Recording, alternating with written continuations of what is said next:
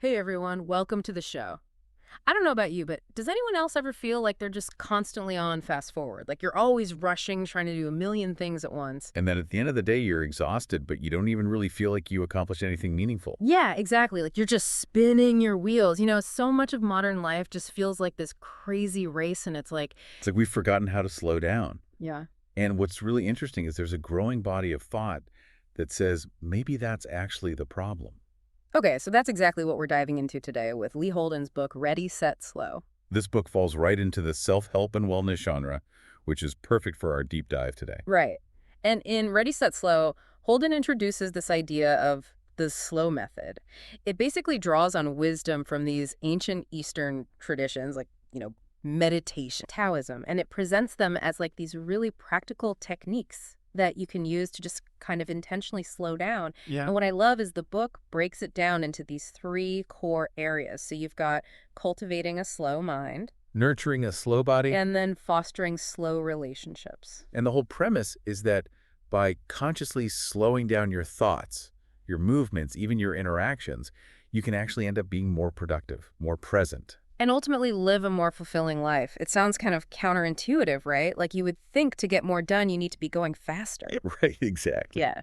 But one of the things that really struck me about this book is how it takes these ancient philosophies and makes them feel really accessible. Like totally relevant to like our modern day-to-day lives. Yeah, I mean, even Dave Asprey called it this wonderful hack to living your best life because it really does give you these practical entry points into, these ancient wisdom traditions. Like, for Like, example, give us an example. sure. So like when Holden's talking about cultivating a slow mind, right? He introduces these simple, mindful breathing exercises. And these are things that you can literally do anywhere, anytime, even if you just have like a minute or two. Totally. And that was actually one of the things that really resonated with me about this whole approach. It's not about like this massive overnight transformation. It's really about making these small, manageable changes to the habits you already have. Like it's about shifting your approach, not like upending your entire life. Exactly. It's like instead of just like mindlessly gulping down your coffee in the morning, Holden encourages you to actually like savor it, you Yeah. know? Pay attention to the smell, the taste, the warmth. Like really make it an experience. Yes, it's Yeah. just like a tiny little moment of intentionality, Yeah. but it can make a huge difference in how you approach the rest of your day. I feel like we could all use a little more of that. Absolutely. Yeah. And something else that the book touches on that I think is so relevant to like everyone today is this idea of overwhelm. That feeling of just being constantly bombarded with information and demands. Oh, yeah, like you're just drowning in to-dos. Exactly. And the book explains how our bodies weren't really designed to handle this kind of chronic stress. Like evolutionarily, we're wired to deal with like these short-term threats, you know? Like imagine encountering a bear in the woods. Right. That's a sudden acute stressor. But the kind of stress that most of us are dealing with today, it's like this low-grade, constant hum. Yeah, and our bodies just haven't really caught up. So Holden's Slow Method offers all these tools to help us kind of regulate that stress response through things like, gentle movement. Being more aware of our breathing. It's about giving yourself permission to slow down and reconnect with your body. So speaking of connections, one of the things that really stood out to me in the book was this whole section on slow relationships.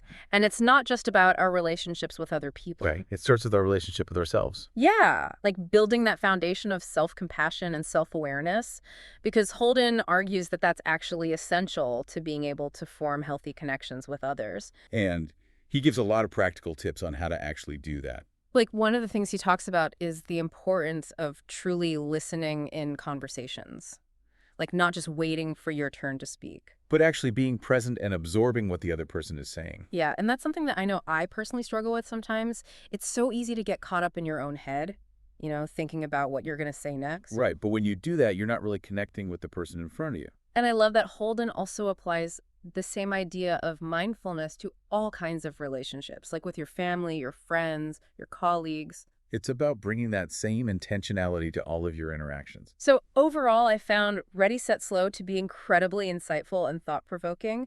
But if I had to pick one minor thing that I wasn't totally sold on, it would be that. Go on. Well, the book is full of these great anecdotes and personal stories from Holden's experience, but it would have been nice to see maybe a little bit more like hard scientific data to back up some of the claims. I see your point.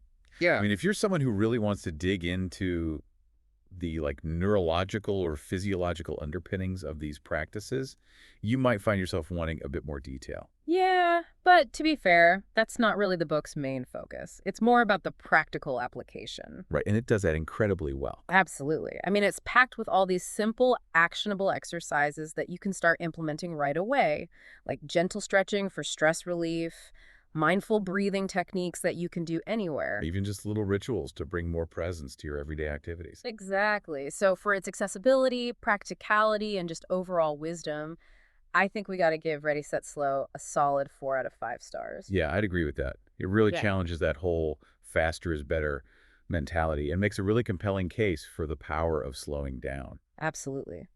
So if you're feeling intrigued by all of this, we highly recommend checking out Ready, Set, Slow for yourself. And to keep the conversation going, be sure to like and subscribe to the channel. You'll also find a link to buy the book on Amazon down in the description. We always love hearing from you guys, so let us know what you think. Did anything in particular resonate with you? Was there a particular aha moment or takeaway that stood out? Share your thoughts in the comments below, and let's keep this conversation going. And hey, maybe even try incorporating a little bit of slowness into your own life. We could all probably benefit from that, right? Couldn't agree more. Thanks so much for tuning in, everyone. We'll catch you in the next deep dive. See ya.